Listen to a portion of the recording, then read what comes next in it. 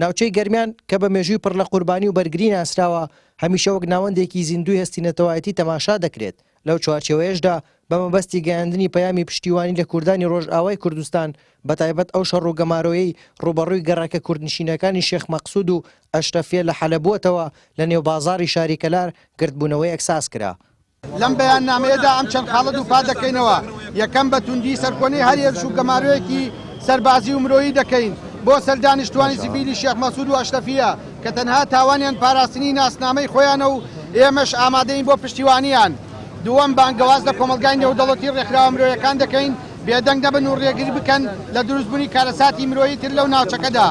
ئێمە لە گەرمیان سێیەم ئێمە لە گەرمیانەوە بۆ قارەمانان دەڵێن ئێوە تەنهانین و ئازاری ئێوە ئازاری ئێمە و خۆڕاگریتان مایەی شانازیە بۆ هەموو کوردێک و ئازادی خوازێک لە هەر شوێنێکی جیان بێت. چوارەم داوا دەکەین ڕێڕەوی مرۆیی بکرێتەوە بۆ گەیاندنی دەرمان خۆراک و پێداویستە سەرەتایەکان بۆ ئەو خێزانانی لەناو ئاگر و ئابڵوقەدا ماونەتەوە.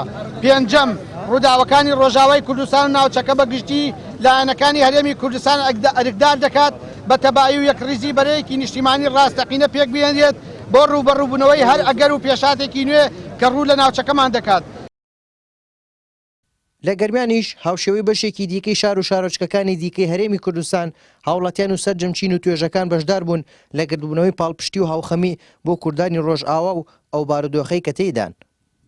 ئێمە لێرە ئێستا لە شاری کەلار بە خۆشحاڵیەوە لەگەڵ کۆمەڵی خەڵکی بە هەڵوێستا کۆبوونێتەوە بۆ بەرگریکردن و بۆ پاڵپشتیکردن لە خوشک و براکانمان لە ڕۆژاوای کوردستان. ئێمە پەیامی ئەوە گەیاندین ئێمە کە یەکدەستین یەکدەنگین یەکڕەنگین لەگەڵ برا خوشکەکانمانە بۆ گەشتن بە مافەڕاوەکانیان بۆ دەرچوون لە ژێر زوڵم و ستەمی داگیرکاران کە ئەیانەوێ بە زۆر لە شوێنی خۆیانی دەریانکەن. ئەم پەیامە پەیامێکی ئاشتیانەیە پەیامێکی برایانەیە و بە دوژمنان ڕاگەێنین ئێمە یەکدەستین یەکڕەنگین لە هەر کوێکی چوار پارچەکە خوێن لە جەستەی مناڵێکمان بڕای ئەمە پشتگیرە بین. لە ڕاستی ئێمە ئەمڕۆ بە کۆبوونێتەوە بۆەوەی کە وەکو پشتگیریەکی نەتەوایەتی پشتگیریەک بۆ برایان و خوشکانمان لە خۆرئاوا کە بەرخۆدانێکی جددیان کردو ئێمە شۆک و هەموو کوردێک هەڵوێستی خۆمانە بینە باڵی هەڵوێستی ئەوان و پشتگیریانین لە هەموو ئەو بارودۆخ و ئەو ناخۆشانەی کە ڕوبەڕوویان بۆتەوە ئەو هەموو شەیدەی کە داویانە لە ڕاستی هەر دڵۆپێکی خوێنی ئەوان دڵۆپی خوێنێکە لە جەستەی ئێمەیش.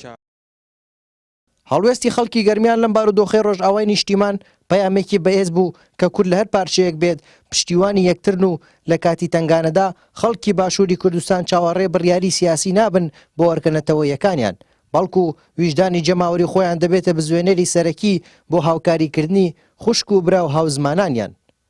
هارون ڕەشید، کەناڵی ئاسمانی پەیام، کەلار.